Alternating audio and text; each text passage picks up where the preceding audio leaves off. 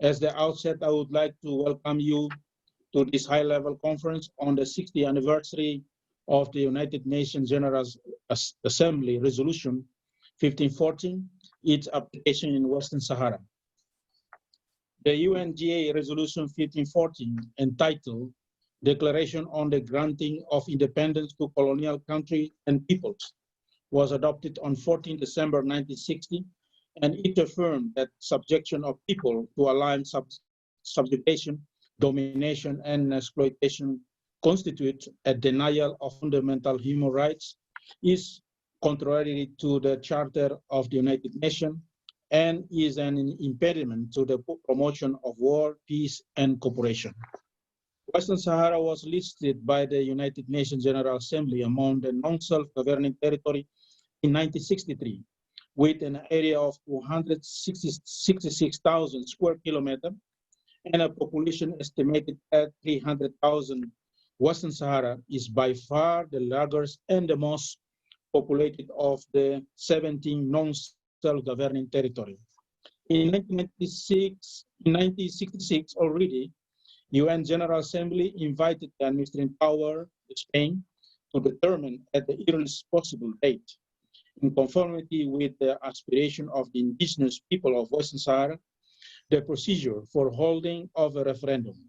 Spain failed to its mandate, and on 26 February 1976, it informed the United Nations Secretary General that as of that date, it has terminated its presence in Western Sahara and relinquished its responsibility of the territory. Western Sahara became, and still today, the only non-self-governing territory that has not internationally recognized administrative power, reporting annually to the United Nations General Assembly in conformity with Article 73 of the United Nations Charter.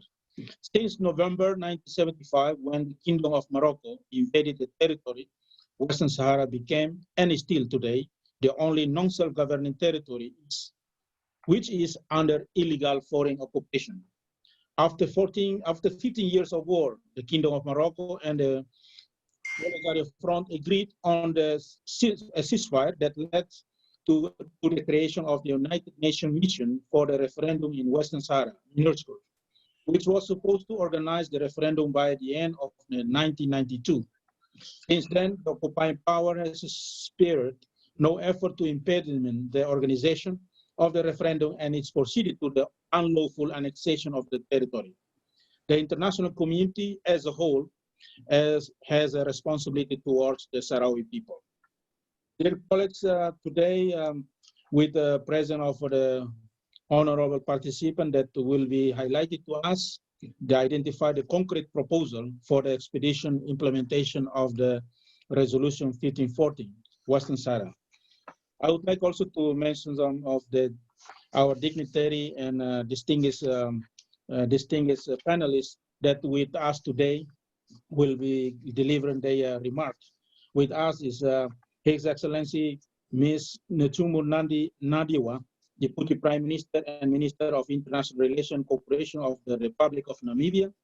Second will be follow Mr. Aba Al-Hassan, President Sahrawi National Commission for Human Rights. And third will be joined with us His Excellency Ms. Adalziza Albertina Sabiel Reis Amar Magno, Minister of Foreign Affairs and Cooperation of Timor-Leste by video message. Then we will also have His Excellency Ambassador Seko, Permanent Representative in Geneva of the Republic of South Africa. And then also Dr. Jeffrey Smith, Professor of International Law in Ottawa, Canada. He was also to the United Nations Administration to Independence, UNTAYED, and Mr. Fernando Barrena Arja, member of the European Parliament for Western Sahara, and then also Mr. Francesco Bastangali, former UN Secretary General Special Representative to Western Sahara and head of MINUSCO in period 2005-2006. And then our last panelist will be His Excellency Mr. Brahim Ghali, President of Sahrawi Arab Democratic Republic by video message. Without Before the delay, that I would like to give floor to His Excellency Ms. Nchumbo Nadi Nawa, Deputy Prime Minister and Minister of International Relations and Cooperation of Republic of Namibia, to deliver her remarks. Ms. Prime Minister, the floor is yours.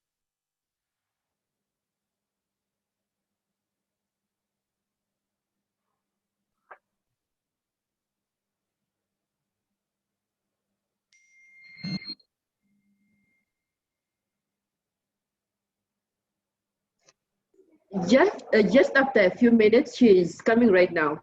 Okay. The minister will come after a few minutes. Is it fine? Okay, no problem. Okay. We will wait, His Excellency.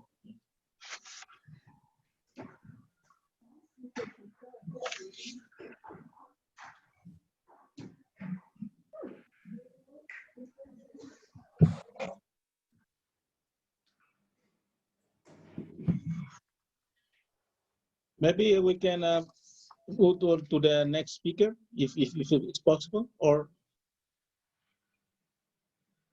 She's coming. Oh, it's coming. Okay, no worries.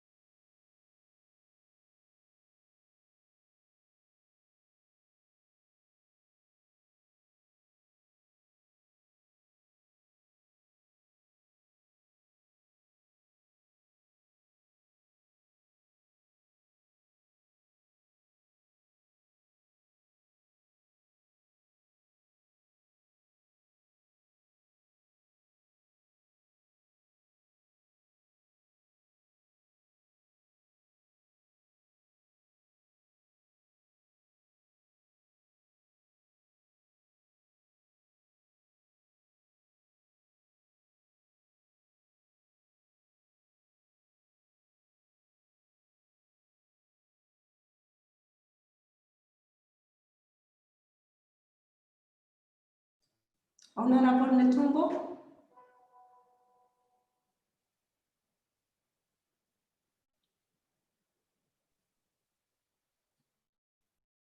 Yes, we can still wait for a few minutes for Her Excellency to come back.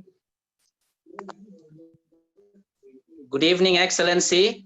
A greeting from Consulate General of Timor-Leste in Bali. Okay. Thank you. Thank you for joining with us. And thank you for the invitation, Your Excellency. Okay.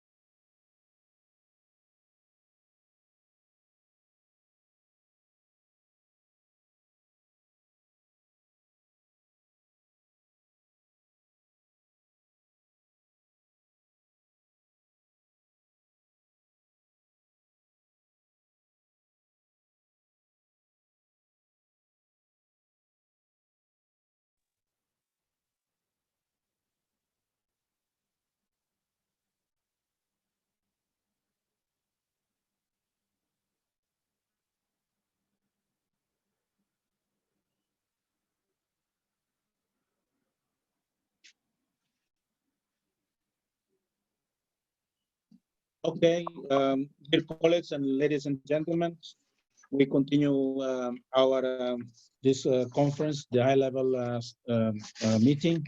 I think we would like to proceed to the video. Okay, I think this His Excellency, Her Excellency Deputy Prime Minister is already here. I think we can start with Her Excellency.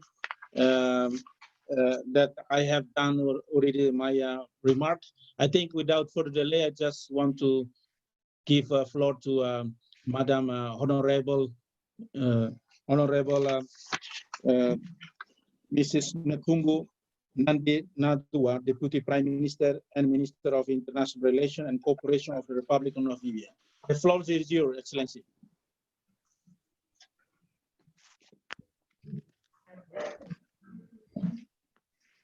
Good afternoon.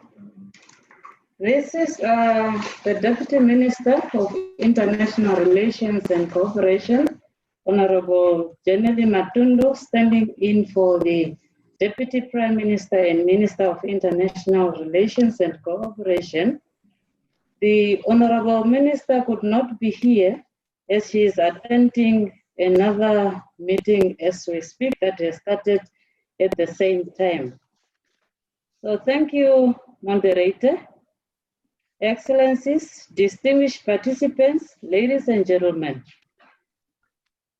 Allow me from the onset to thank the ambassadors of the Geneva Support Group for organizing this important discussion, which is aimed at identifying concrete proposals for an expeditious implementation of United Nations Assembly Resolution 1514, entitled the Declaration on the Granting of Independence to Colonial Countries and Peoples.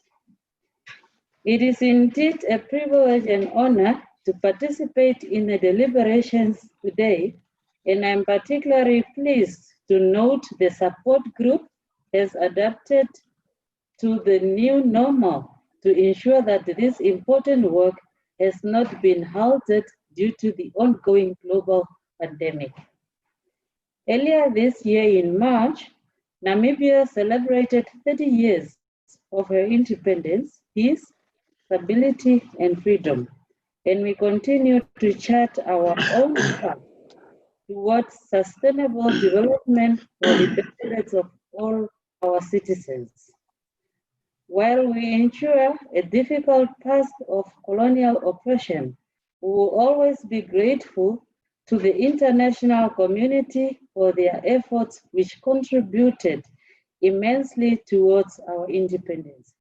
As aptly described by our President, His Excellency Dr. Hage G. Geingob, Namibia is a of international solidarity midwifed by the United Nations. Having gone through this experience, we are absolutely convinced that with the same amount of rigor and energy, the international community through the United Nations will be able to ensure that our Sahrawi brothers and sisters exercise their inalienable right to self-determination, just like in the case of Namibia and many other countries who have gained independence since the adoption of the United Nations Charter and the declaration of the granting of independence to colonial countries and peoples, as well as other relevant international instruments which entrench this fundamental human right, including the International Conventions on Civil and Political Rights and Economic, Social, and Cultural Rights. It is, however, imperative to note that the right to self-determination is so entrenched and pronounced that it has become part of contemporary customary international law. It has achieved the status of a peremptory norm from which derogation is not permitted. All states, irrespective of their diplomatic relations with the occupied power, therefore have a duty under international law to ensure that the people of Western Sahara exercise their rights to self-determination and independence, and not to create conditions which will impede the realization of this right, such as the recent action by some states who have established consulates in Western Sahara in recognition of the occupying power's illegal occupation. Such action can be seen as a breach of international obligations as they go against the ruling of the International Court of Justice in 1975, which held that no tie of territorial sovereignty ever existed in Morocco and Western Sahara. The same conclusion applies who are cooperating or allowing their entities to cooperate with the occupying power in the plundering of the national resources of Western Sahara. Given the status of the right to self-determination under the international law, it is inconceivable that the people of Western Sahara have not been afforded the opportunity to exercise this right 75 years after the formation of the United Nations and 60 years after the adoption of the Declaration on a granting of independence to colonial countries and peoples. The international community, through the United Nations, must stand up and ensure that the people of Western Sahara exercise this right. Action through the Security Council to implement the UN settlement plan has not produced the desired result, 29 years after this plan was adopted. The General Assembly, which comprises of all UN member states, must therefore come to the table and ensure this right for the Sahara by taking immediate steps and without any preconditions and reservations. The case of Western Sahara is not only a matter of peace and security, but it is also a case of decolonization and implementation of a fundamental human rights. The General Assembly cannot continue playing the game of wait and see what the Security Council does, because action or indecisive action entrenches the current illegal status quo and it impotence the occupying power with its human rights violation in a territory.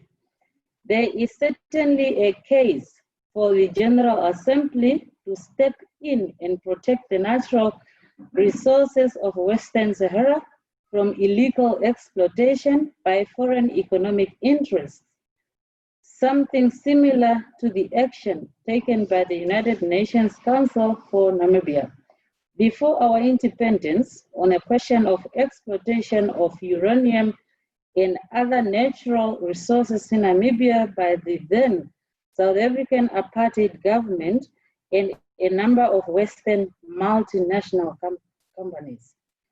This action was later endorsed by the United Nations General Assembly in 1981 through its resolution entitled Activities of Foreign Economic and Other Interests, which are impeding the implementation of the Declaration on the granting of independence to colonial countries and peoples in Namibia and in all other territories under colonial domination, and efforts to eliminate colonialism, apartheid, and racial discrimination in Southern Africa.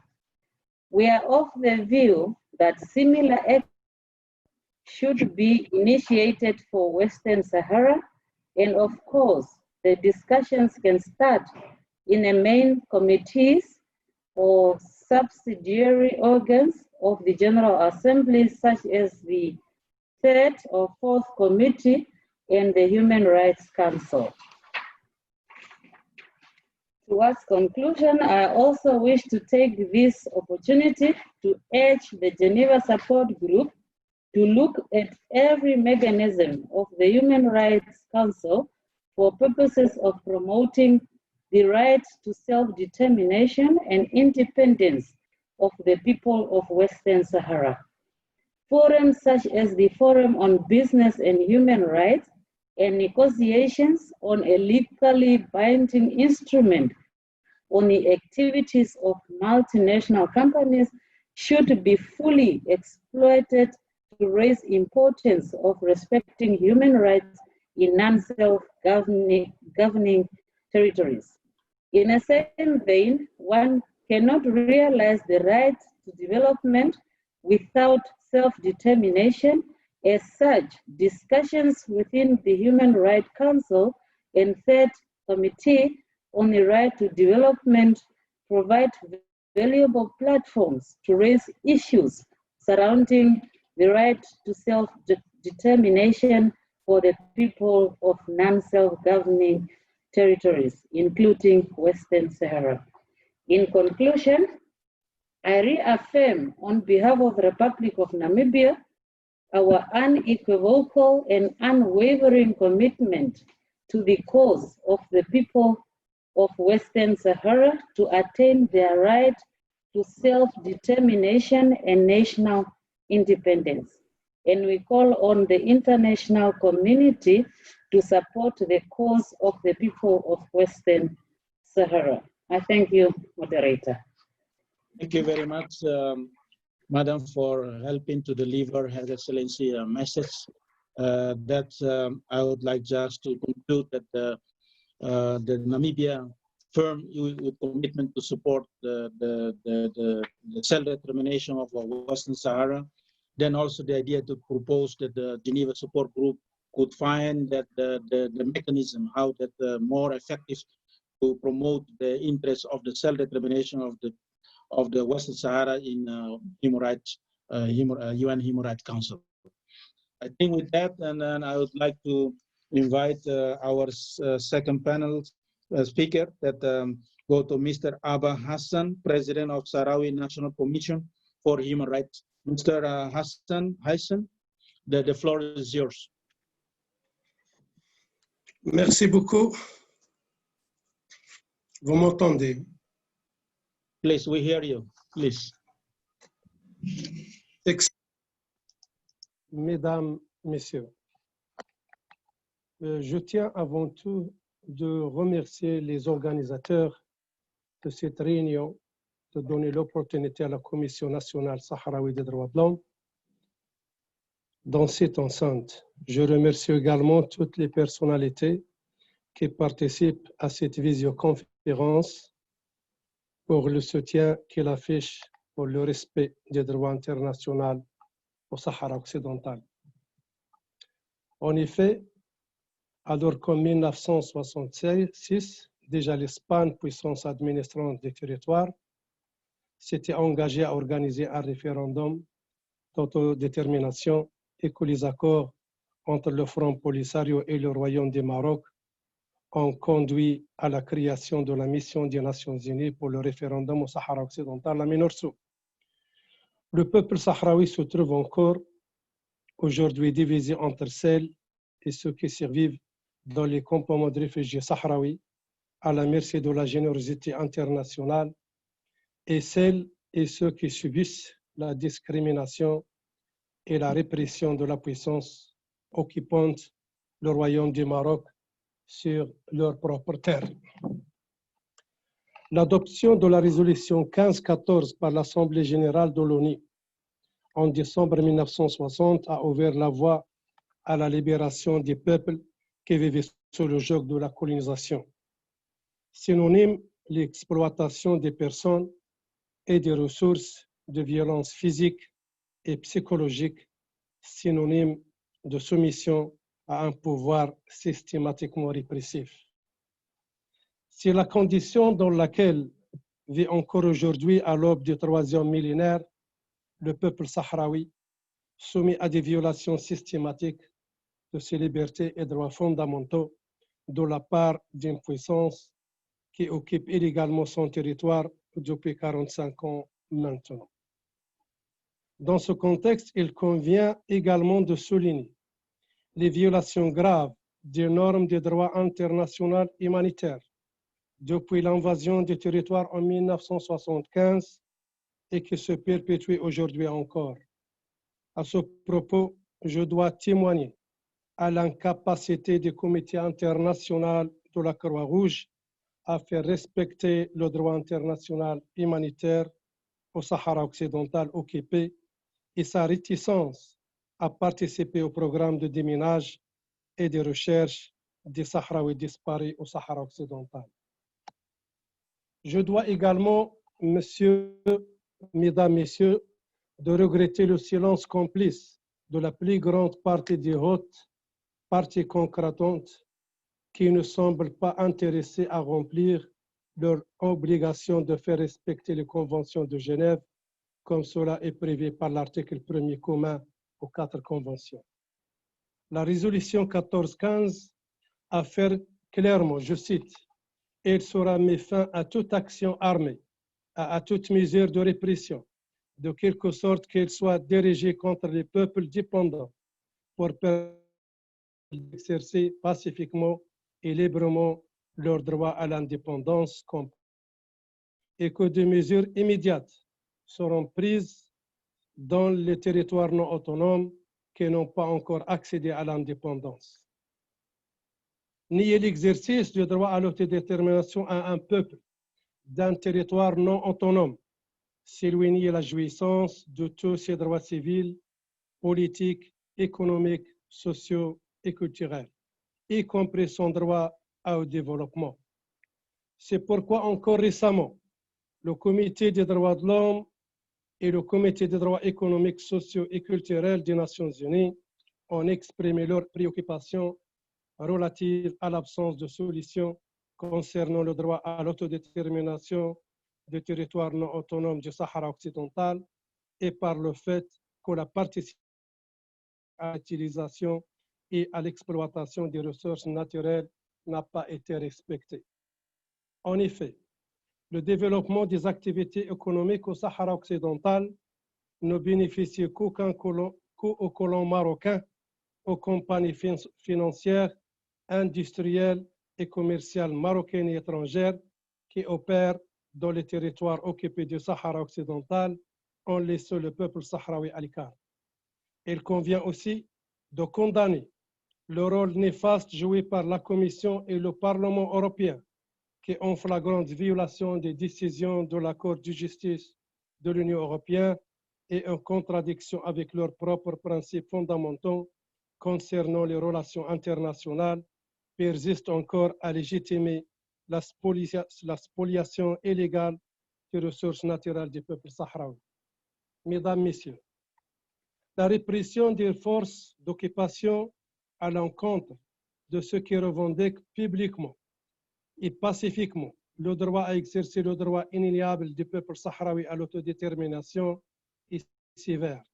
Arrestation, détention arbitraire, famille, la torture, procès inéquitable, condamnation prononcée sans preuve, sans les instruments utilisés par la puissance occupante.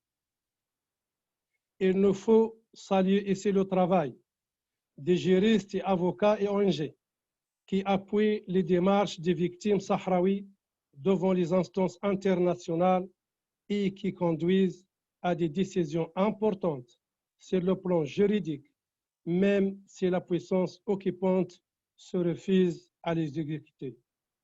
Ainsi, le rapporteur spécial contre la torture, après sa visite effectuée en septembre 2012, contrevit que la torture et les mauvais traitements étaient pratiqués pour extorquer les aveux et que les agents de force publique marocains faisaient un usage excessif de la force à l'égard des manifestants.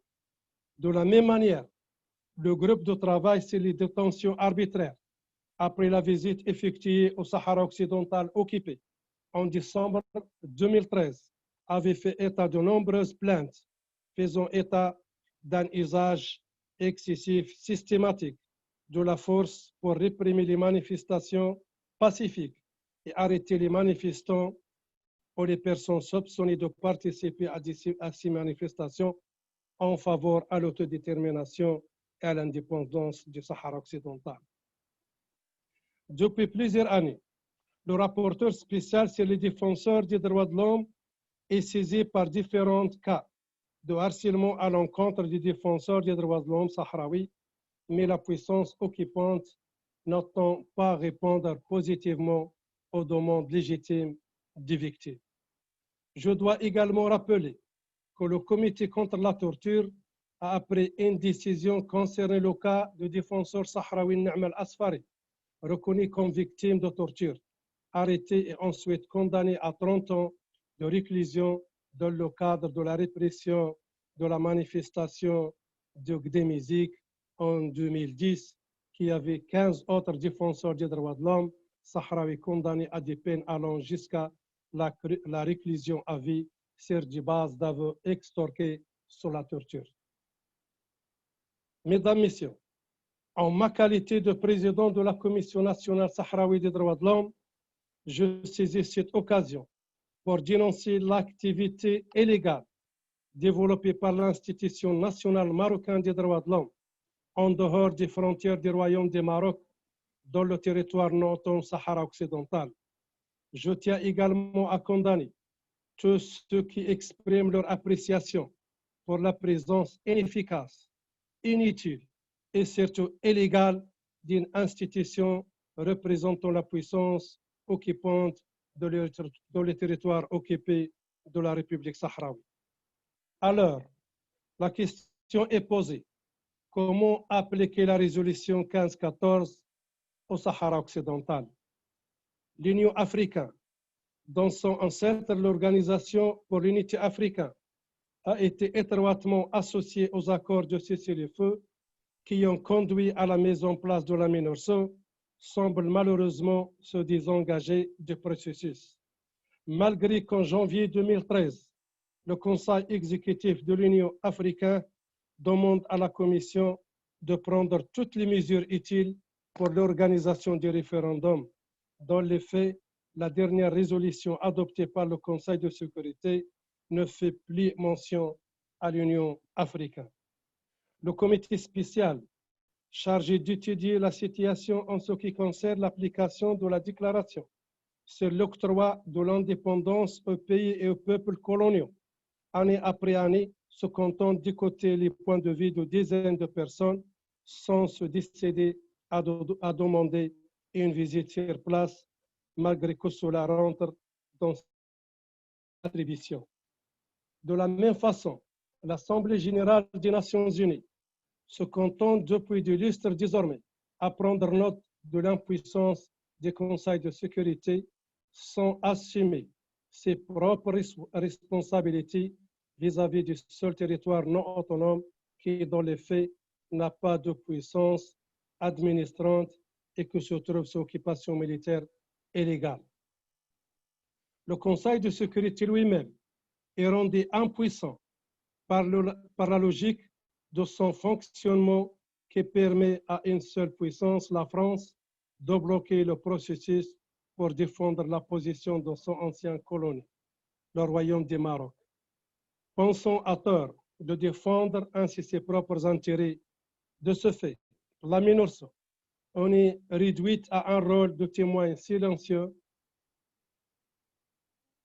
des actions, des violations des droits internationaux commises par la puissance occupante. Mesdames, Messieurs, le secrétaire général des Nations Unies, après la démission de l'ancien président de la République d'Allemagne de son poste d'envoyé personnel, ne semble pas être en mesure de dénicher une autre paire rare qui assume ce rôle de négociateur soumis au diktat imposé par une puissance occupante et par sa puissance protectrice. Sachant que le peuple sahraoui même, porté à bout par les répressions marocaines, souhaite obtenir son indépendance de manière pacifique, et dans le respect de la Charte des Nations Unies et de ses résolutions pertinentes, dans la résolution 1514, afin de siéger aux côtés des autres peuples des Nations Unies, la Commission nationale sahraoui des droits de l'homme appelle les amis du Sahara occidental à organiser sur sol africain une conférence internationale qui établirait la feuille de route permettant au peuple sahraoui d'exercer pacifiquement et librement son droit à l'indépendance complète en conformité avec la résolution 1514.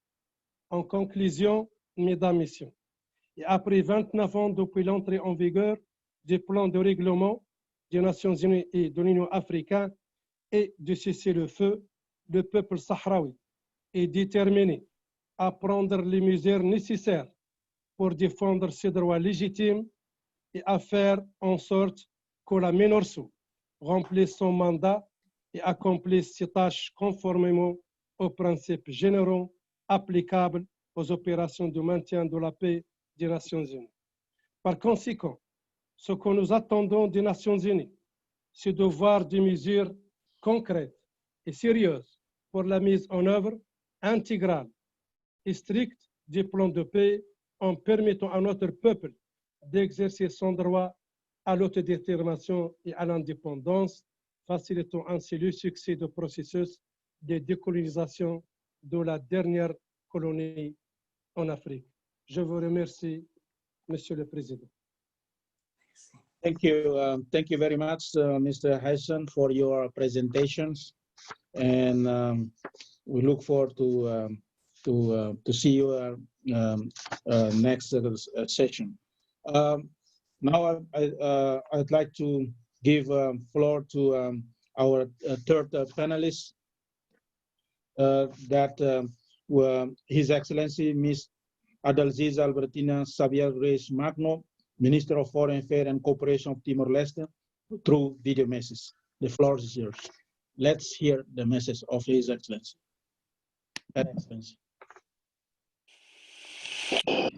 Your Excellencies, distinguished panelists, ladies and gentlemen. It is an honor for me to participate in this high-level side event on the celebration of the 60th anniversary of UNGA Resolution 1514. Western Sahara is listed as a non-self-governing territory since 1963, 3 years after the adoption of UNGA Resolution 1514. Timor-Leste remains steadfast and in its commitment to support the struggle for independence of Western Sahara.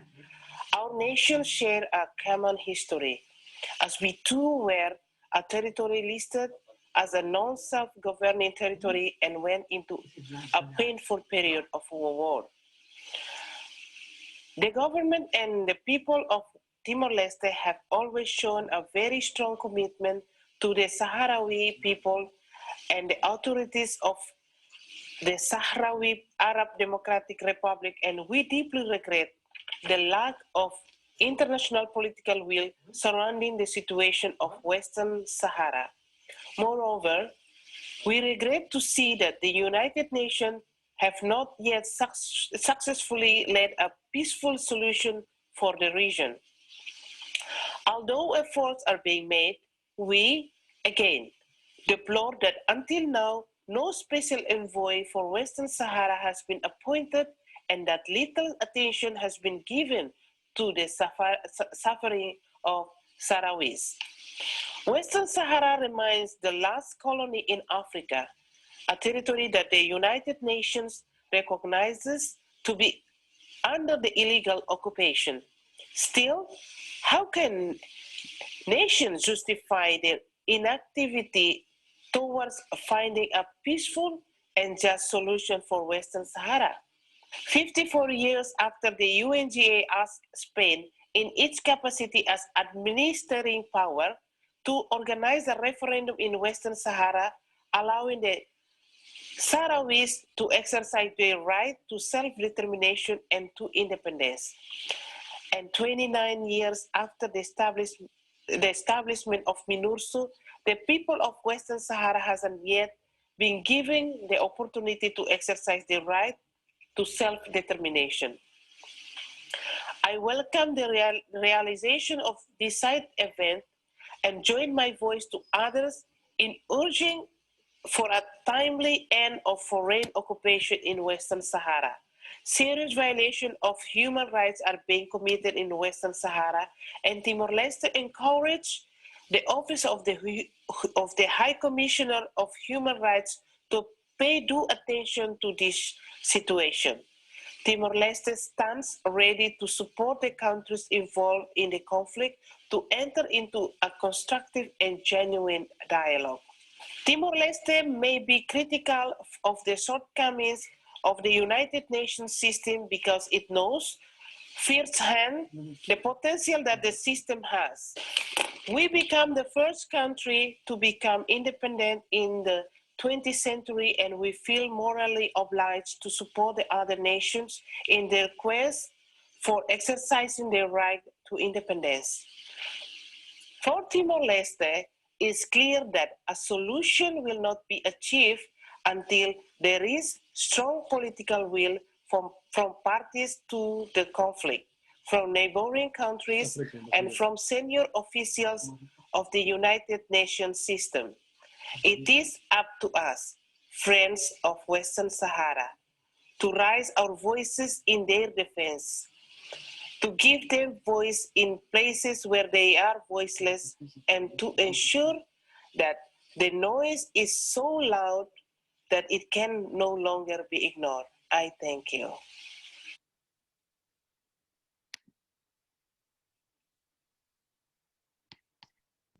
Thank you. And then after we hear that Excellency the Minister deliver remark, now we go for our fourth panelist who here with us, Her Excellency Ambassador Masakato Diseko, Permanent Representative to the United Nations in Geneva of the Republic of South Africa. Without further ado, that I give the floor to Her Excellency Ambassador. Ambassador, the floor is yours. Thank you, Program Director. Your Excellency President Ghali of the Sahrawi Arab Democratic Republic, Your Excellency the Deputy Prime Minister of Namibia, Excellency Nandi Ndaitwah, Your Excellency Minister Rhys Magno of Timor-Leste, distinguished panelists, colleagues, comrades, dear friends. I thought it appropriate to start my contribution this afternoon by referring to a portion of a speech delivered by the late Oliver Tambo when he opened the 42nd Annual Conference of the African National Congress in 1953. Oliver Tambo said, and I quote, "Our interest in freedom is not confined to ourselves only. We're interested in the liberation of all oppressed people in the whole of Africa and in the whole of the world, in the world as a whole. Our active interest in the extension of freedom to all people denied it makes us ally ourselves with freedom forces in the world. So long as Western Sahara is not free, South Africa cannot claim to be free."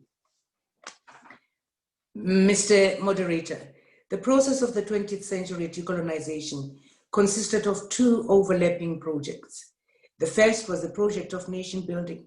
The second was the remaking of the world.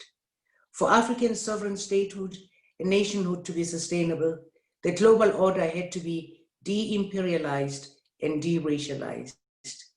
In January 1960, at the All-African People's Conference in Tunis, anti-colonial leaders were so confident of their cause that they set 1963 as the deadline for the total decolonization of Africa, a date that was not randomly chosen because it marked the 100th anniversary of President Abraham Lincoln's Emancipation Proclamation that freed the slaves.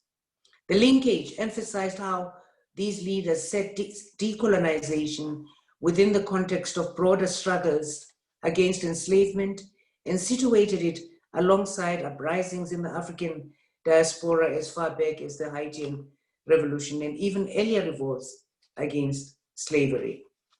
The subject of our side event today is Resolution 1514 of 1960. A close reading of this resolution reveals exactly how powerful and uncompromising it is. Preambular paragraph 11 states that, I quote, all peoples have an inalienable right to complete freedom. Preambular paragraph 12 states that colonialism in all its forms and manifestations must be brought to an end. Operative paragraph 1 declares that the subjection of peoples to alien subjugation, domination, and exploitation constitutes a denial of fundamental human rights, is contrary to the Charter of the United Nations, and is an impediment to the promotion of world peace and cooperation. And operative paragraph 4 speaks of dependent peoples exercising their right to complete independence. Resolution 1514 is buttressed by a number of subsequent resolutions. Resolution 1803 of 1958 established permanent sovereignty over natural resources.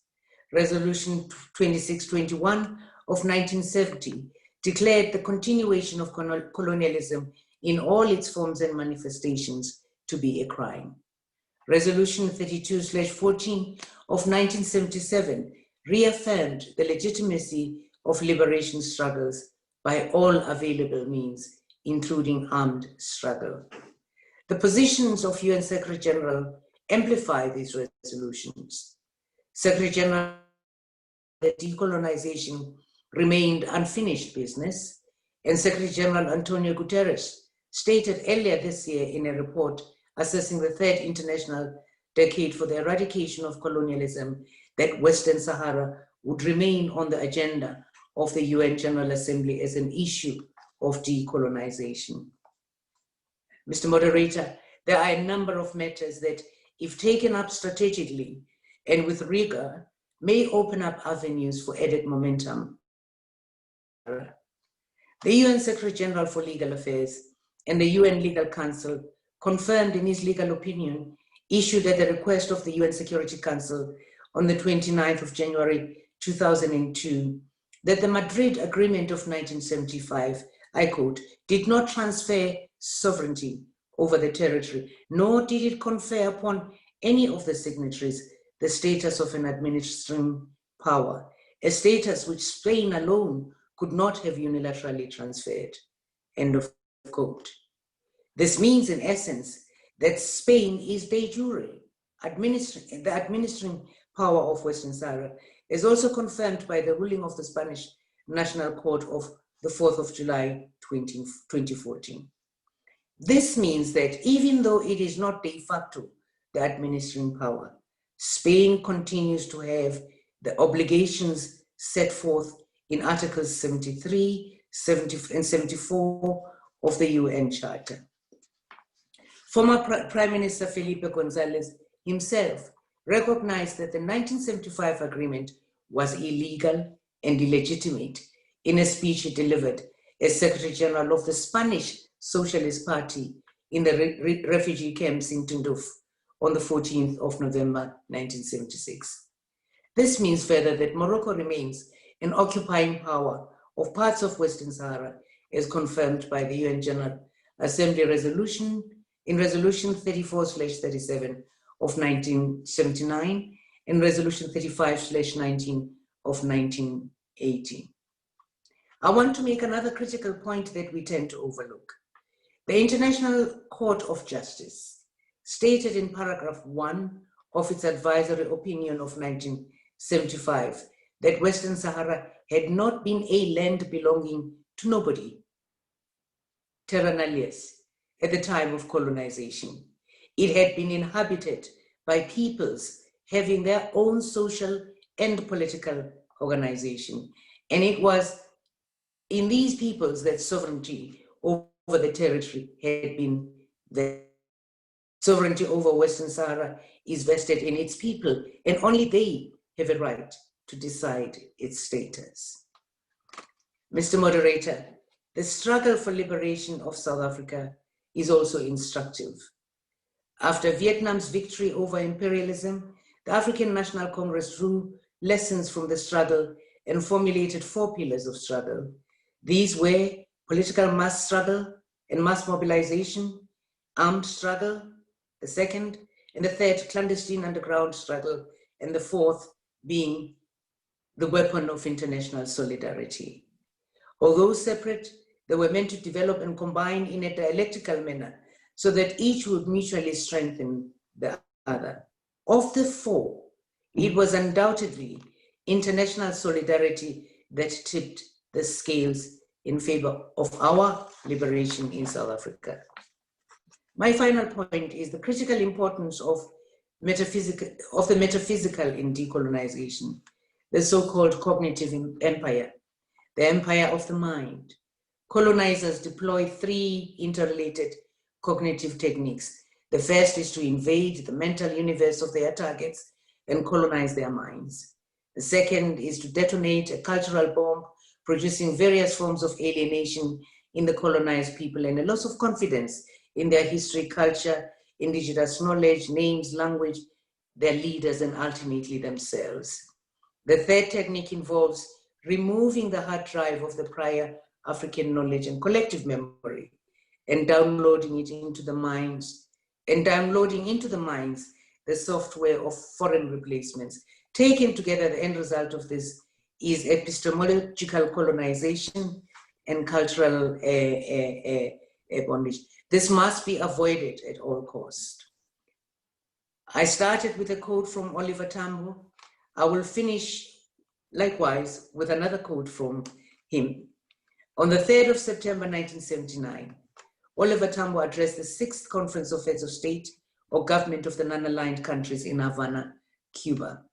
And on that occasion, Oliver Tambo highlighted the tragic irony of Western Sahara, and he said, I quote, "We would have thought that our brothers and sisters in the OAU and friends of the people of Africa could have persuaded King Hassan that the cause he has embarked upon is not deserved by the people of Morocco. We cannot understand. The experience of the people of Western Sahara is the first kind of experience that we can think of since the struggle for decolonization started in Africa. No African country that we know of has done what has been done to the people of Western Sahara. But be that as it may, the reality is that Polisario is having to fight for the liberation of Western Sahara, not from Spain, but from a brother country. We have no doubt that the struggle of the people of Western Sahara will be victorious. South Africa stands firmly behind the people of Western Sahara, and I thank you.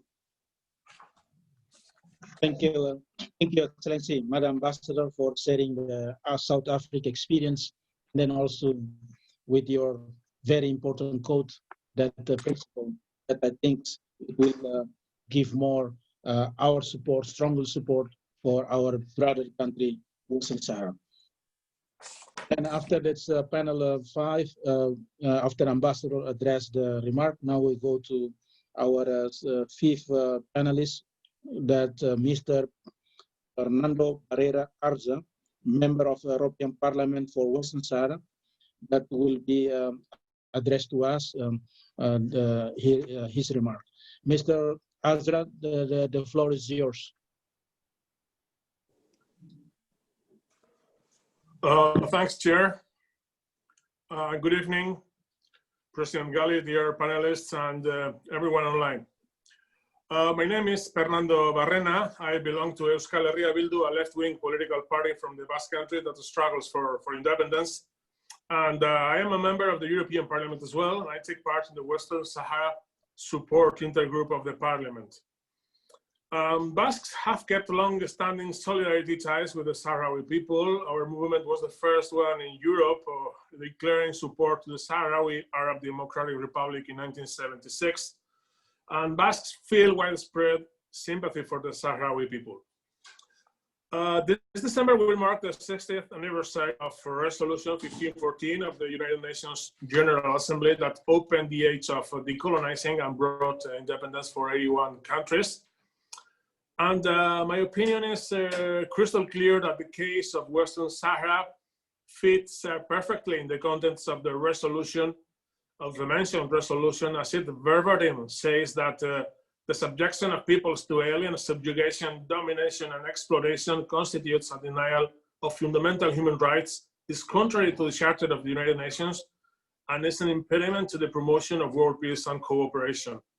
It also states that repressive measures against dependent peoples shall cease in order to enable them to exercise peacefully and freely their right to complete independence, and asks for the transfer of all powers to those territories in accordance with their freely expressed will and desire. I must say that, according to my opinion, these brief points of the mentioned document build up all the ingredients of the necessary approach to the Western Sahara conflict resolution.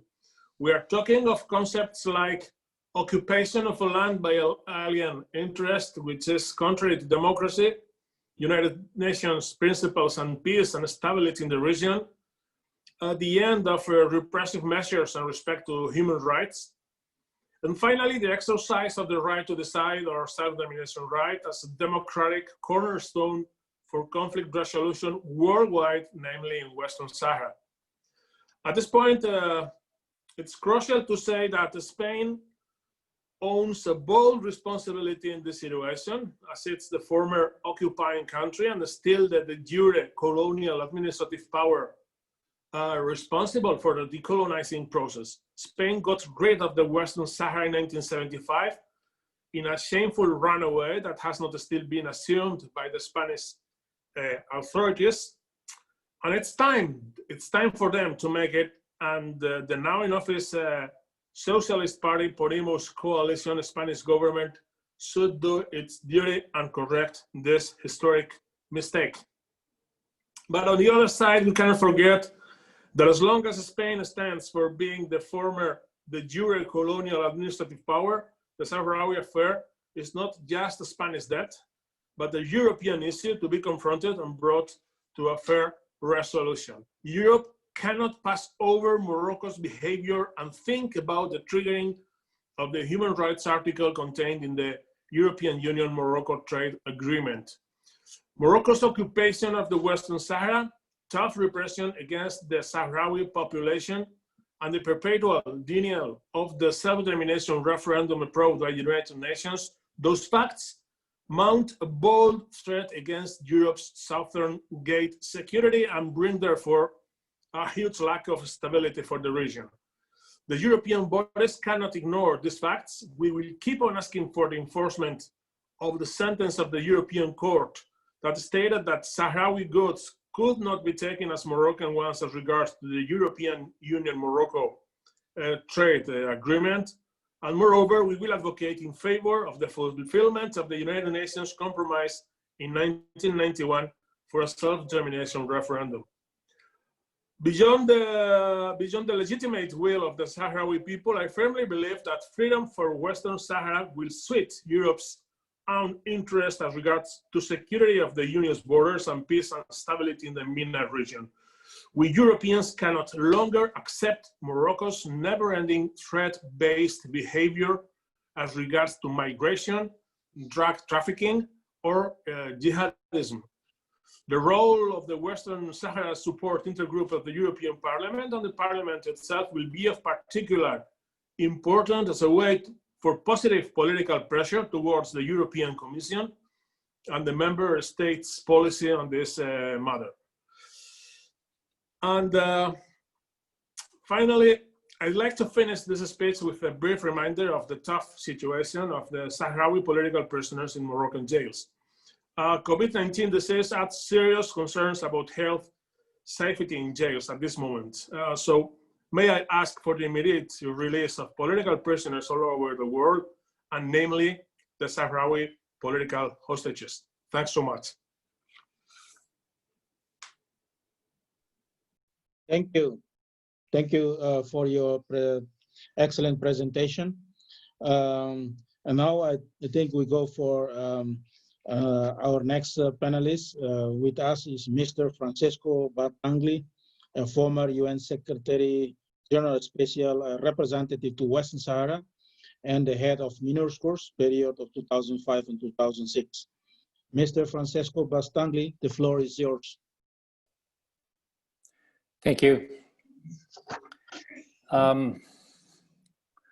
We have had many important points made so far that provide a good background or a kind of the setting for the challenge confronted by the Sahrawis and their cause in the UN. Now, I will focus on one suggestion contained in your agenda, which is one of concrete proposals. You know, we confront a situation where there's a total stalemate on the question of Western Sahara in the UN.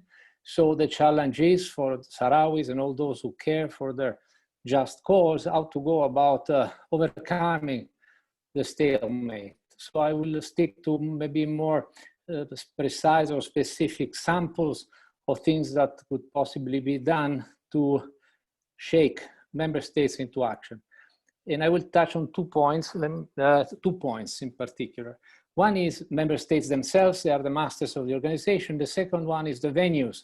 What are the locations where the cause of Western Sahara can best be pursued within the United Nations? So on the first point is, as you all know, there is at the moment in the UN a monopoly, in some similar way also in the EU and elsewhere, a monopoly exercised on the question of Western Sahara on the part of a few countries. These countries have 2 characteristics. First, they are very influential on the organization, and secondly, for different reasons, they are all supportive of Morocco's interest in Western Sahara. The best way to exemplify this situation is the group of friends of the Secretary General on Western Sahara at the UN. It's a group that is an informal, let's say, setting where 5 member states meet in advance of sessions of the Security Council, the General Assembly, whenever Western Sahara is discussed, and set the tone, do the lobbying, draft the resolutions that will determine what the UN does or doesn't do in Western Sahara. These 5 member states are 4 permanent members of the Security Council, as you know: Russia, United Kingdom, United States, and France, and Spain. The influence of these countries is extremely high, and as long as they will exercise de facto this sort of monopoly, you can as well raise matters of principle, but you will find extremely difficult to change the situation. Now, how do you try to break this monopoly in the UN? There are a variety of practical avenues. One in particular that comes to mind, having heard some of you, is that the makeup of this group is an absurdity. I mean, you talk about colonialism or decolonization. You have, you know, the UK, Spain, France, and 2 other countries like Russia and the United States that have a history in many ways of, if not colonialism, interference. So this group is an absurdity. It's absurd for the history of the members. It's an absurdity because there is no single African country in a group that deals with the matter of concerning Africa. Western Sahara is in Africa, as you well know.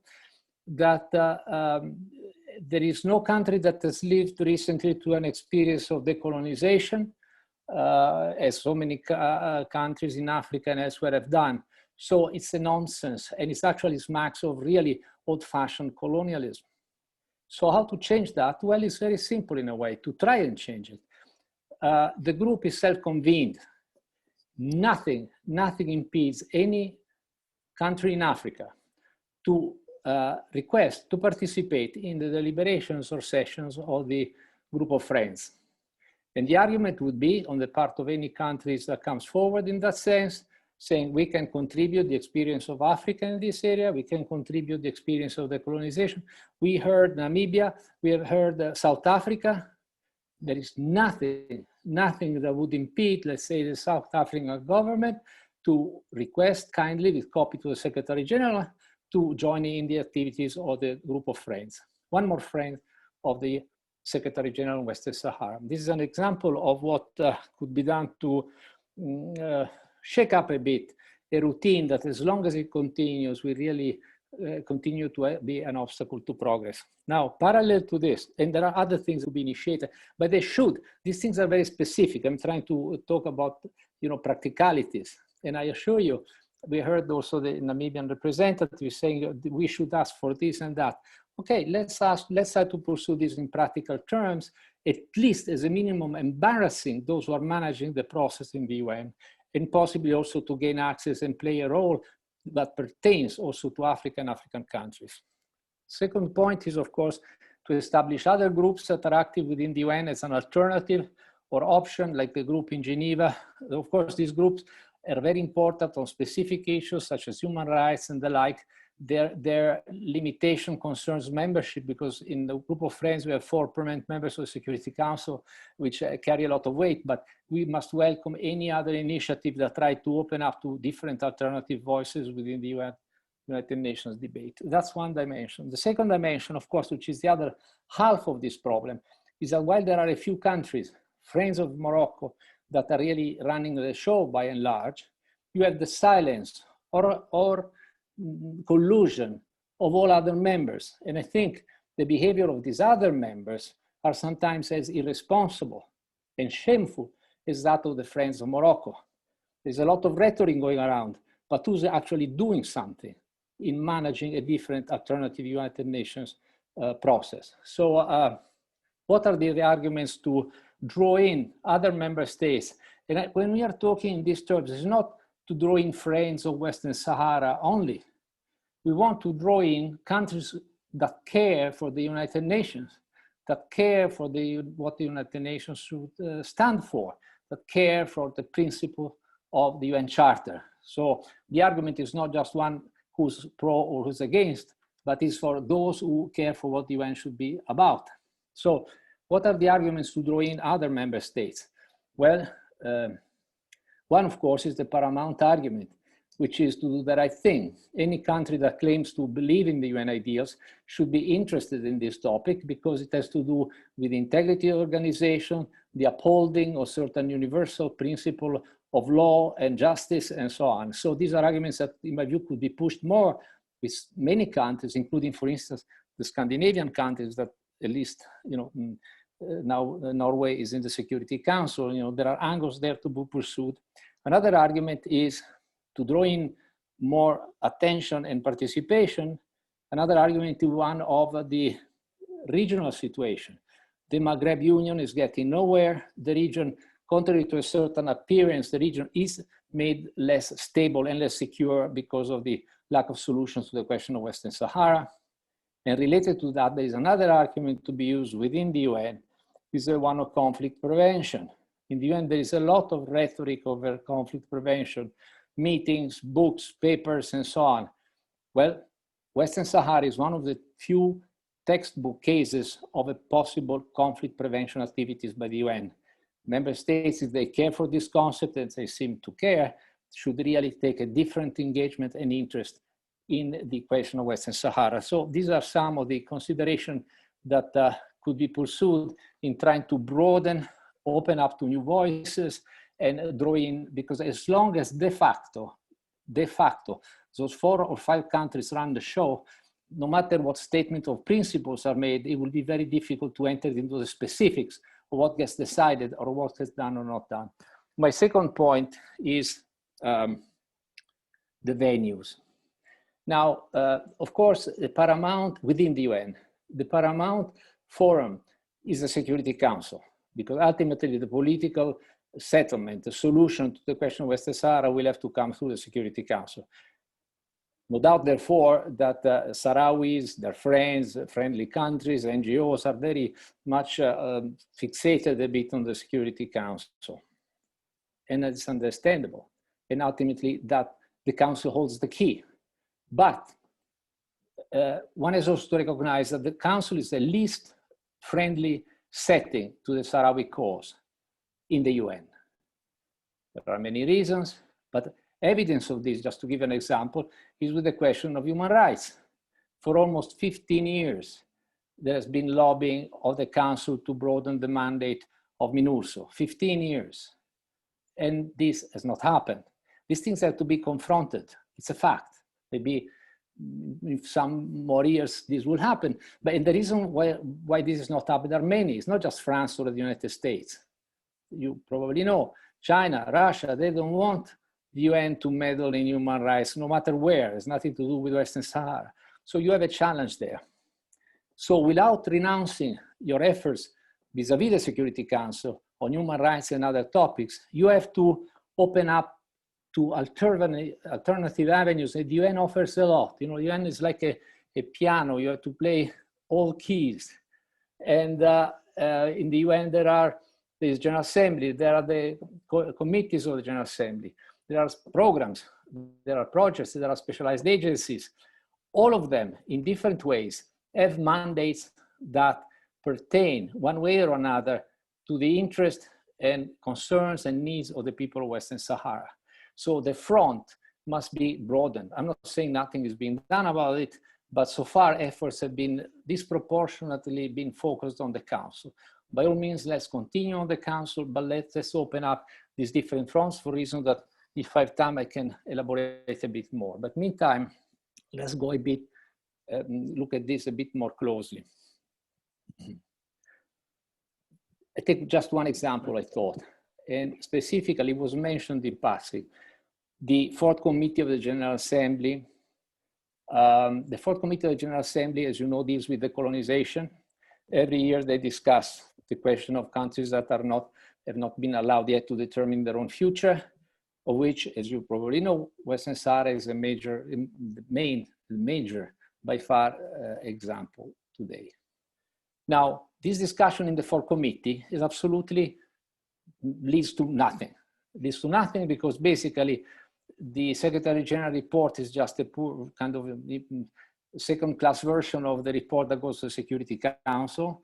But contrary to what happens with other non-self-governing territories, the Fourth Committee is not given any information on a variety of things that concern the UN in accordance to Chapter 11 of the Charter, which lists all the obligations of the UN towards non-self-governing territories pending their self-determination. Why there is nothing? There is nothing because there is no ministering power. Fine. So, but the obligation of the UN is still there in the UN Charter. What to do? Again, being practical. There are a number of things that can be done.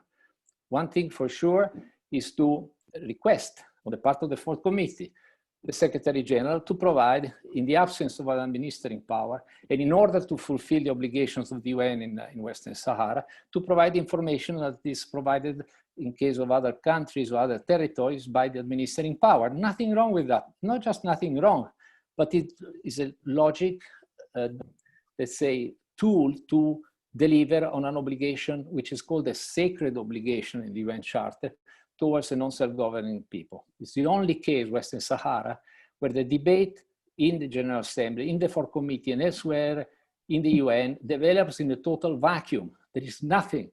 You talk about the present and future of a people with no face. There are no bones, no blood around this issue. It's purely the politics of the Security Council and of France and Spain and those few countries I mentioned earlier on. We have to open up so that within the UN, there is an input of information and analysis across the board, like is envisaged in the Chapter 11 on the Charter, health, education, economic development, institution building, pending the political solution.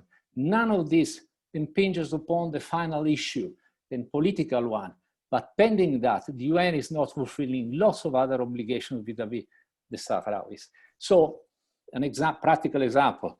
Next session, or maybe 2 weeks from now, of the Fourth Committee, prepare resolutions. Resolution 1 could be asking the Secretary General to fill this gap.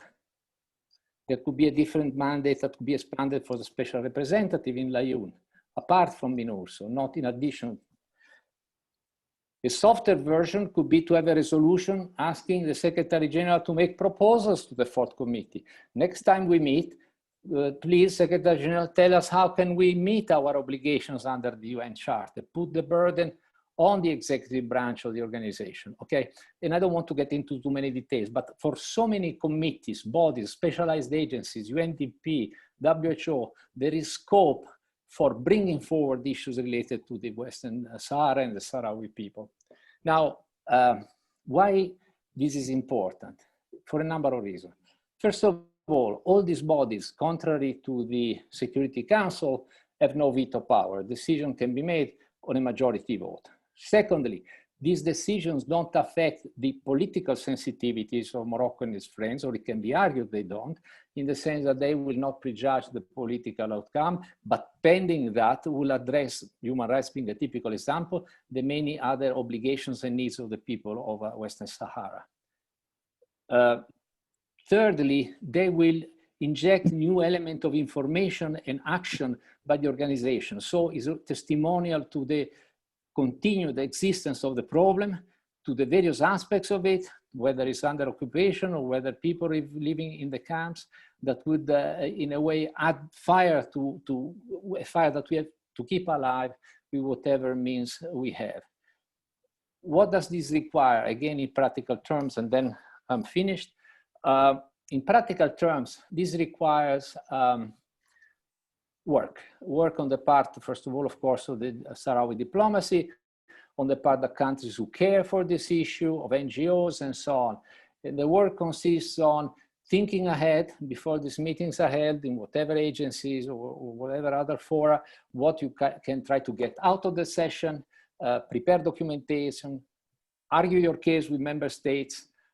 In other words, work a process over time so that when a meeting is held, normally when a meeting is held, le jeux sont faits. In other words, it's too late to do much. But you prepare in advance, as now the friends of the Secretary General do, by the way, a setting whereby you can put through a resolution or a decision that will address some of these concerns. And of course, this entails also keeping record who are the members of these committees or groups, what countries are members, what countries can be convinced, according to what language vis-a-vis this or that resolution, and work your way over time towards a positive outcome. Mind you, these things can be done. These things have been done.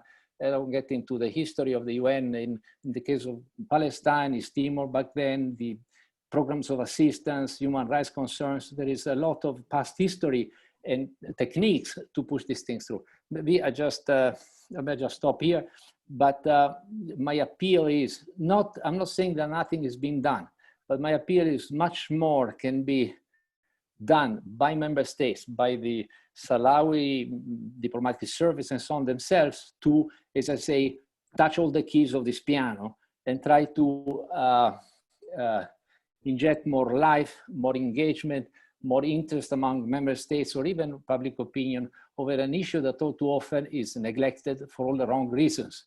Because of course, the failure to resolve Western Sahara is an offense on the values of the organization, on the legitimate entitlement of a people that has been forced into a miserable condition for decades. So this is serious, but my appeal or in response to the request for concrete proposals is just some samples of what in practice can help mellow and loosen up a bit the UN context in the interest of this cause.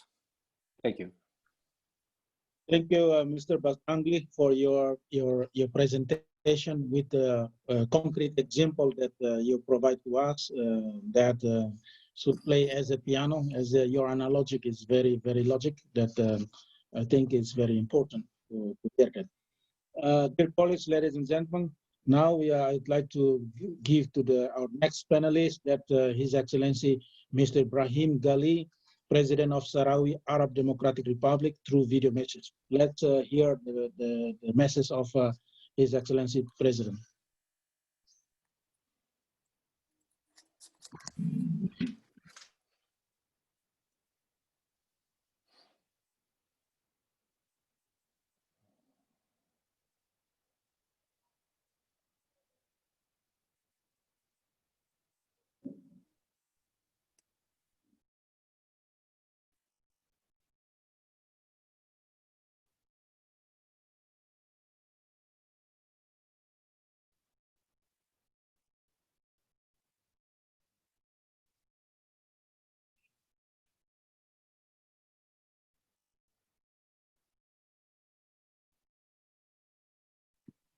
سيداتي والسادة، في البداية اسمحوا لي أن أتقدم إليكم باسمي الشخصي ونيابة عن الشعب الصحراوي بخالص التشكرات على الدعوة الكريمة لمشاركتكم هذه الندوة الهامة عن طريق التسجيل المرئي.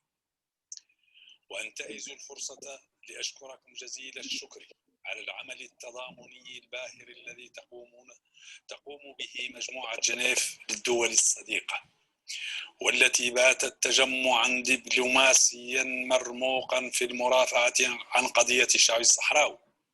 إنكم لا تمثلون فقط بلدانكم الرائدة في مكافحة الاستعمار وكل أشكال الاستغلال والظلم، بل كل شعوب العالم التواقة للحرية، والتي ترى في كفاح الشعب الصحراوي العادل مثالا للشعب المظلوم المضطهد الجدير بكل تضامن ومساندة، الصغير في العدد الكبير في الصمود والاستماتة في الدفاع عن حقوقه غير القابلة للتصرف.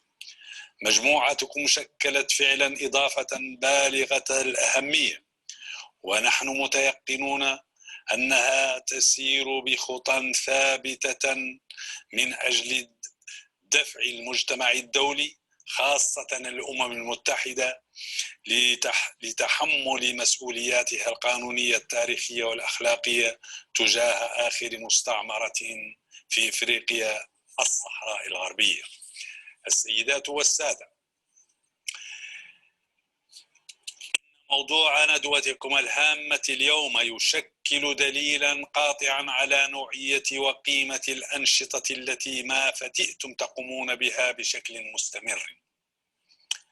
الصحراء الغربية ومسار التسوية الأممي المتعثر فيها منذ 1991 يشكل أكثر الحالات وضوحا لفشل الأمم المتحدة في الوفاء بالتزاماتها ومسؤولياتها عن السلم والأمن الدوليين على أساس عادل. فبعد حوالي 3 عقود على وقف إطلاق النار ونشر بعثة الأمم المتحدة لتنظيم الاستفتاء في الصحراء الغربية المينورسو، لم ينظم الاستفتاء بعد لسبب رئيسي هو تضافر غياب إرادة سياسية حقيقية لدى مجلس الأمن الدولي، وبسبب تعنت دولة الاحتلال المملكة المغربية.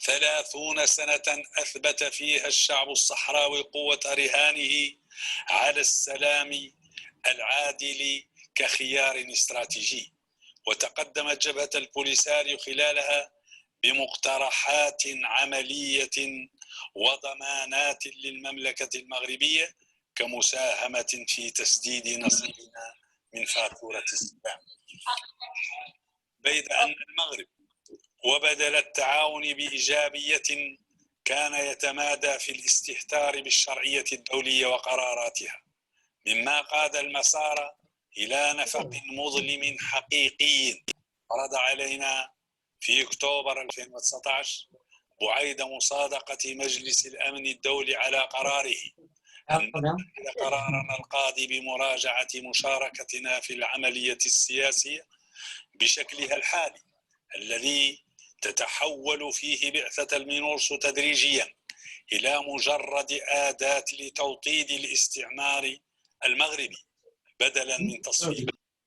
هذا القرار تبناه المؤتمر الخامس عشر لجبهة البوليساريو في شهر ديسمبر 2019، ونحن الآن بصدد اتخاذ الخطوات المناسبة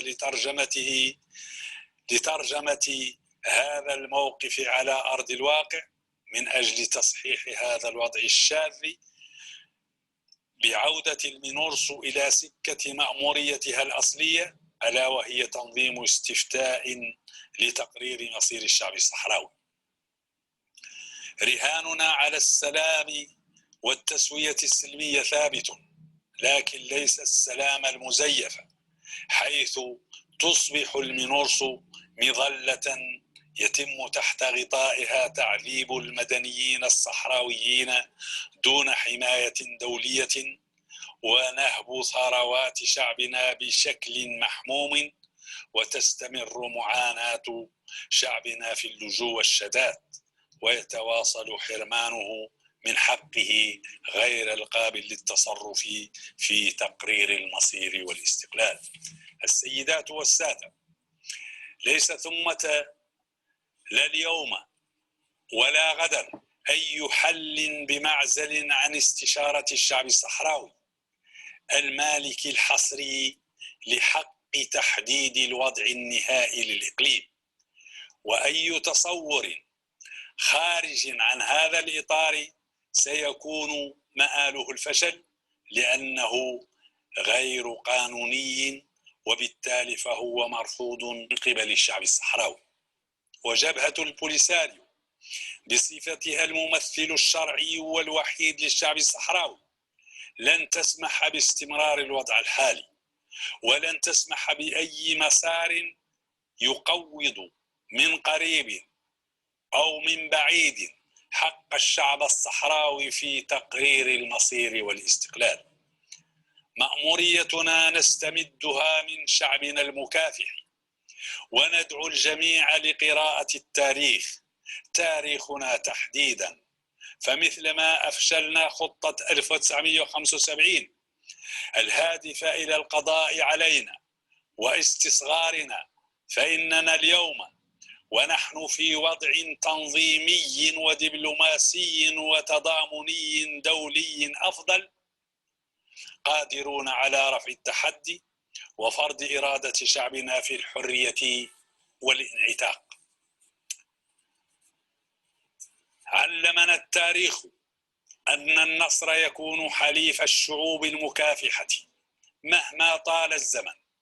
أنتم سفراء دول وشعوب مرت بتجارب تحررية مماثلة، وتعرفون حق المعرفة أن التاريخ ينصف الشعوب المكافحة وينتصر لها، لأن الحرية والعدالة هي الحالة الطبيعية، والاستعمار والعدوان هو الحالة الاستثناء وستزول حتما. أشكركم على إتاحة الفرصة وعلى جهودكم الجبارة، ونضرب لكم موعدا قريبا في عاصمة بلادنا حال اكتمال سيادة شعبنا على كامل ترابه الوطني. والسلام عليكم ورحمة الله وبركاته.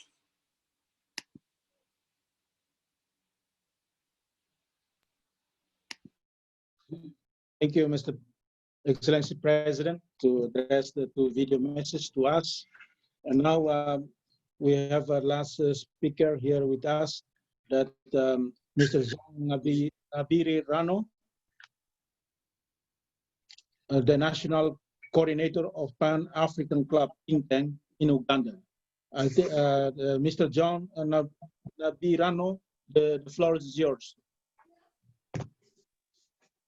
Thank you, the moderator.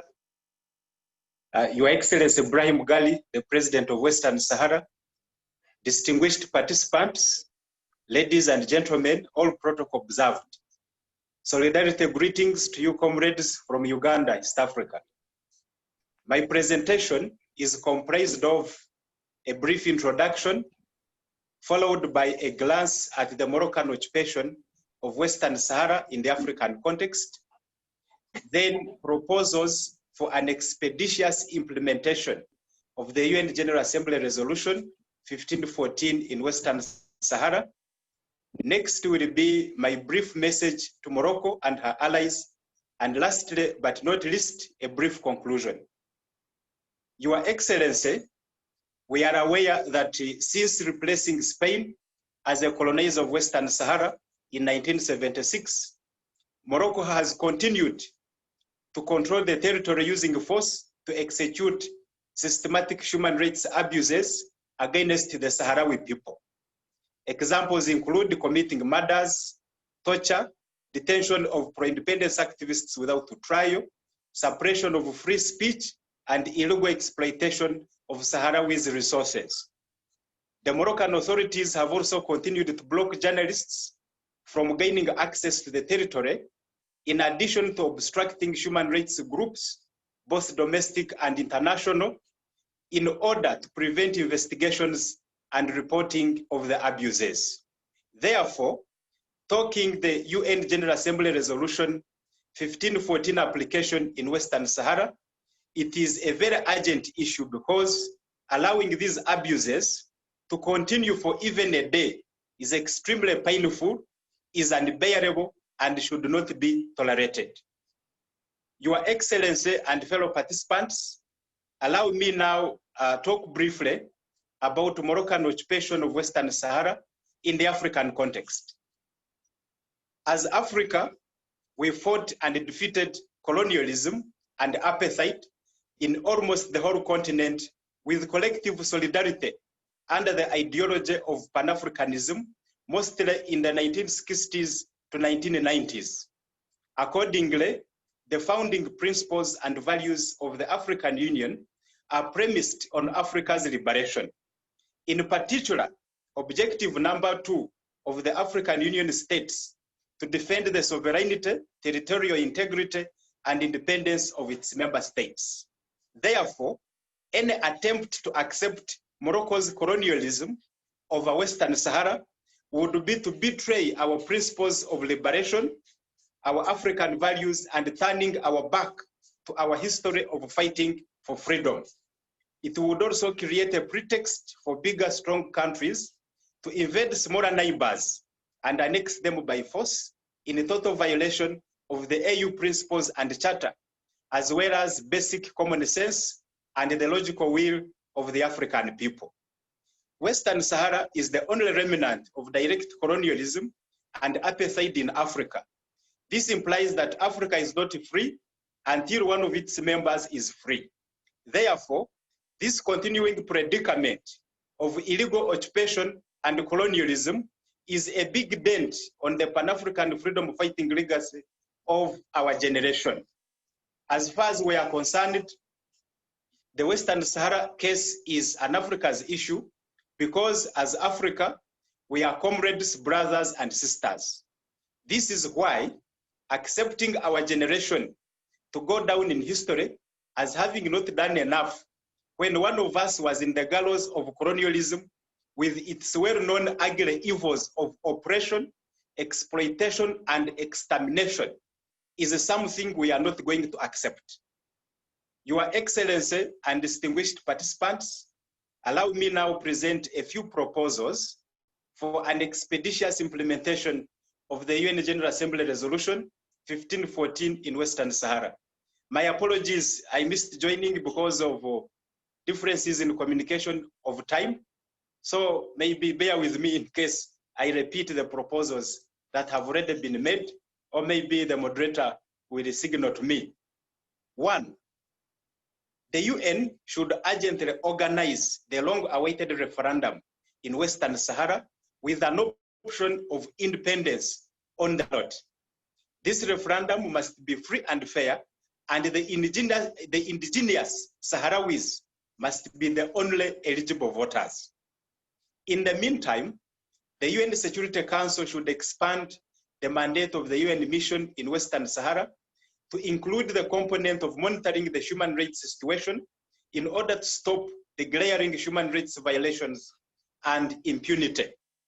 Since the African Union's predecessor, the OAU, was the originator of the peace plan, which the UN is trying to implement, I propose that the AU should follow up the UN efforts, including the application of the UN General Assembly Resolution 1514 in Western Sahara.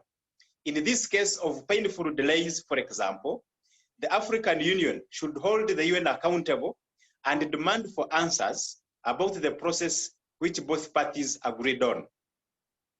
Back home, the African Union should expedite the decolonization process of Western Sahara, pursuant to its philosophy of a free Africa.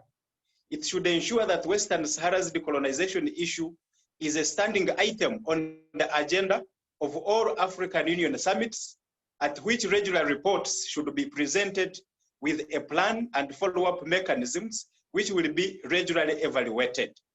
This will enable the African Union to effectively follow up with the UN on this urgent issue of decolonization. In addition, it is important that the UN should put in place a monitoring mechanism aimed at stopping the exploitation of Sahrawi's resources.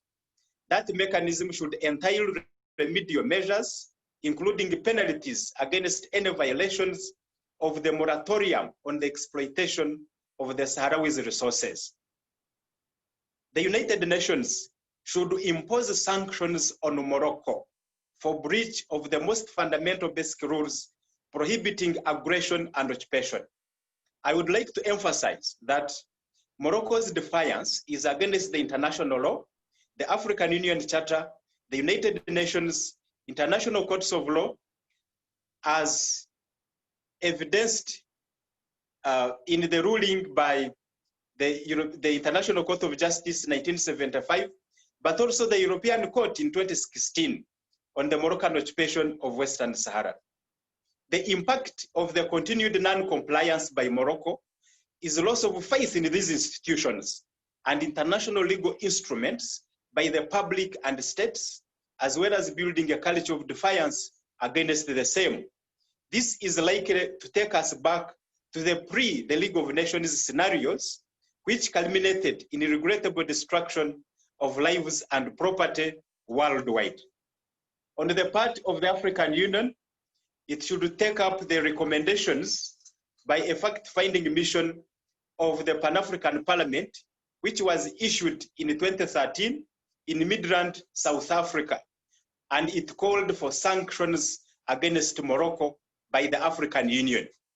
Additionally, I would like to propose that the African Union should suspend Morocco's membership to the African Union until Morocco respects the rights of the Sahrawis of self-determination as enshrined in the principles and values of the African Union. Lastly, but not least, on the proposals, allow me also suggest that the African and world leaders, activists and organizations across the globe should unrelentingly persist to make clarion calls to the United Nations that enough is enough. We should do all in our means to put to an end the remnant colonialism and brutal appetite in Western Sahara. Note, I am much aware, just like many participants in this event, if not all of us, that the above proposals and many more have been made several times to the United Nations and the African Union by well-credible leaders, activists, and organizations moreover. You will probably not find any useful proposal on resolving the Western Sahara conflict, which has not been made before. Therefore, my most important appeal today is that we should graduate from proposing to protesting the lack of implementation of the fair and just proposals that are already piled up. Dear moderator, as I try to wind up, here is my brief message to Morocco and her allies. Direct colonialism is no longer fashionable today. Gradually, you will find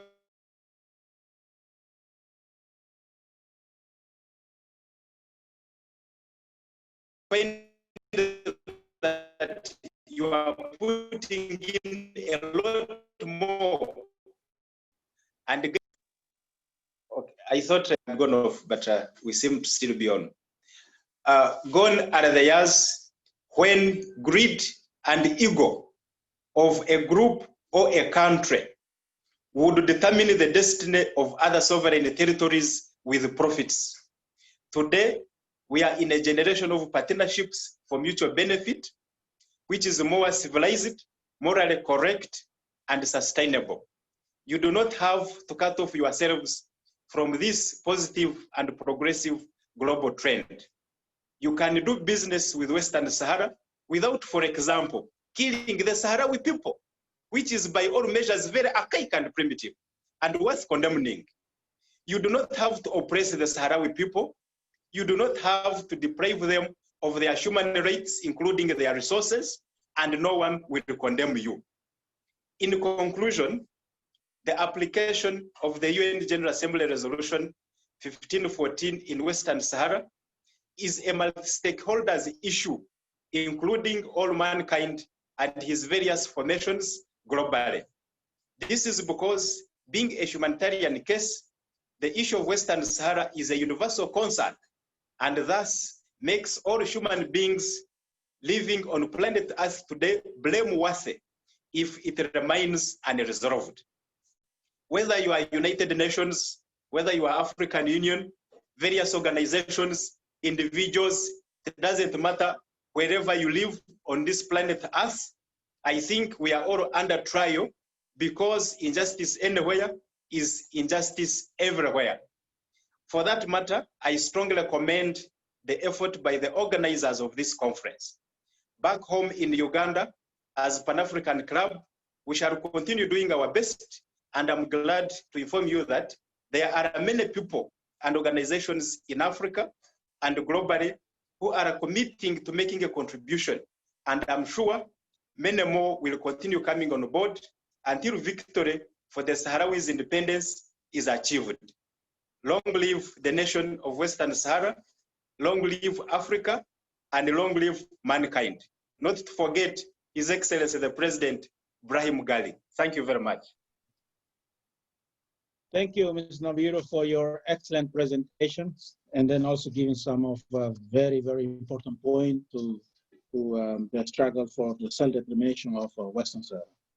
Dear colleagues, ladies and gentlemen, and now before closing this our conference, I would like to try my best to conclude whatever the presentation that has been made by our panelists. His Excellency Natubo Nandi Natua, Deputy Prime Minister and Minister of International Relations and Cooperation of the Republic of Namibia, I congratulated Namibia for celebrating 30 years of her independence this year.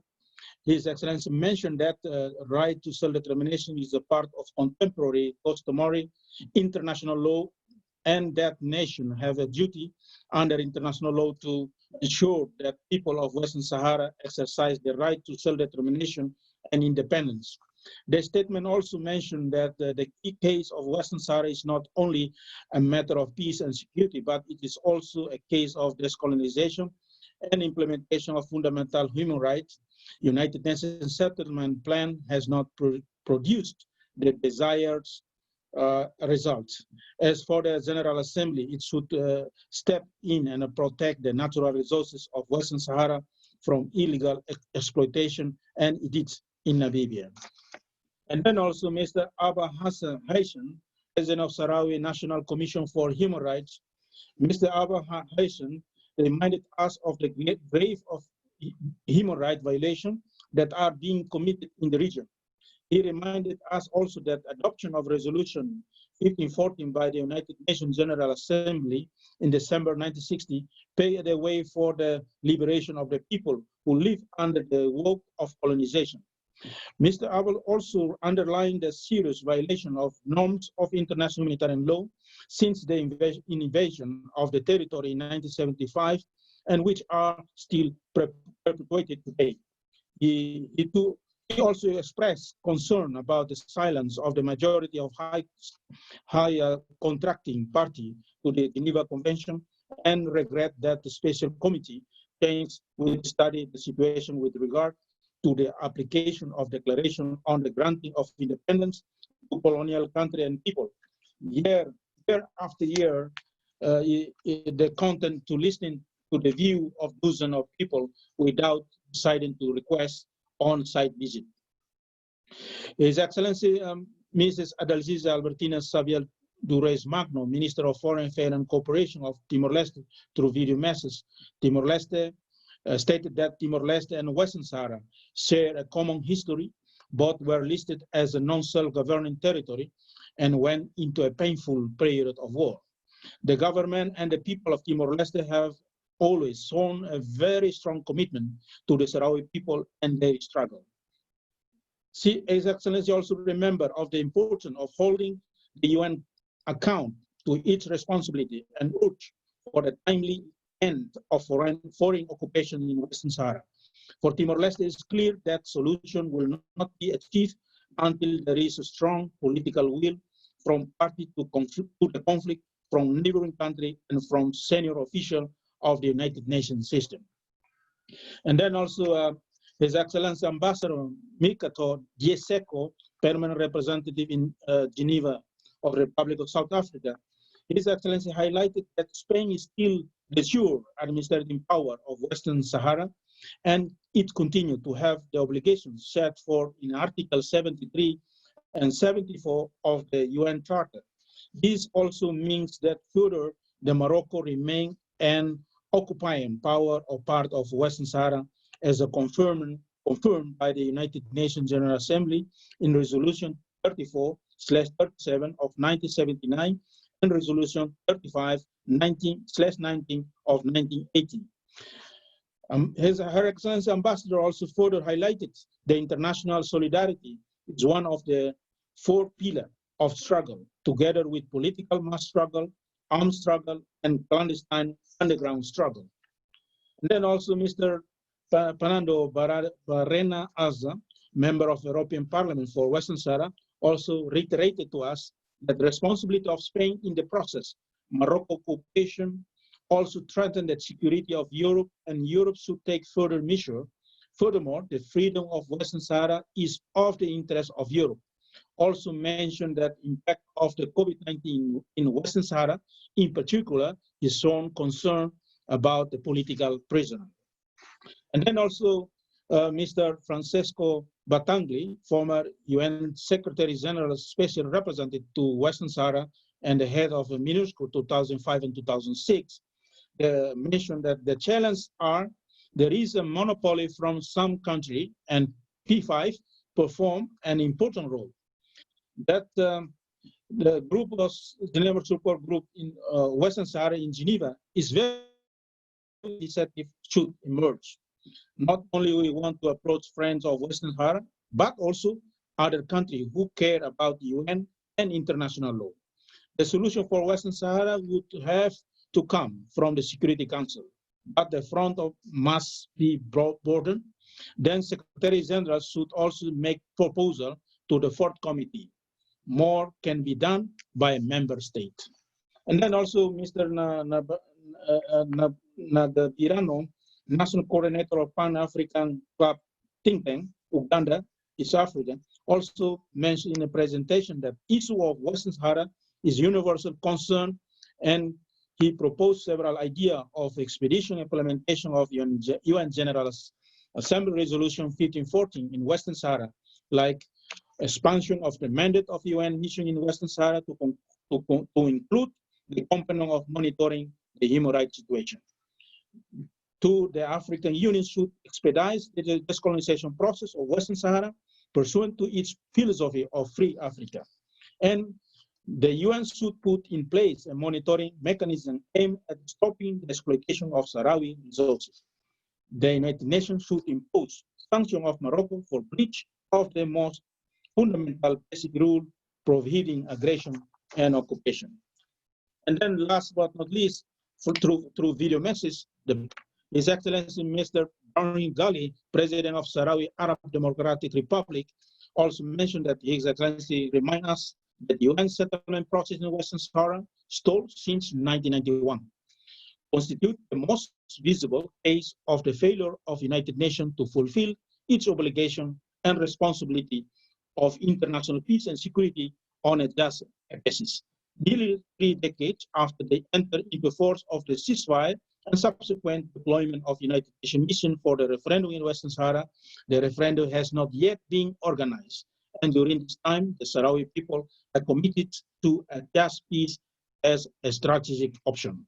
Mr. Ghali reconsidered the Sahrawi Arab Democratic Republic engaged in the political process in its current, from where the United Nations mission, MINUSCO, gradually become a tool for consolidating Moroccan colonialism instead of ending it.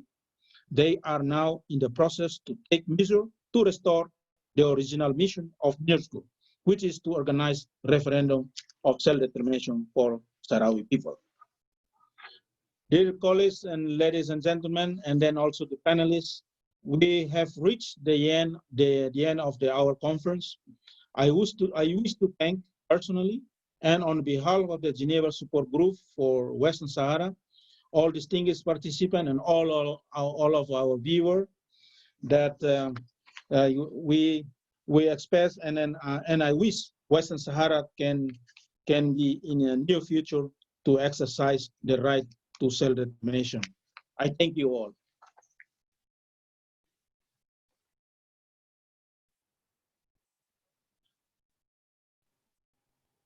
Thank you, Excellency. Everybody, thank you for participating for this conference. Thank you for participating on the conference.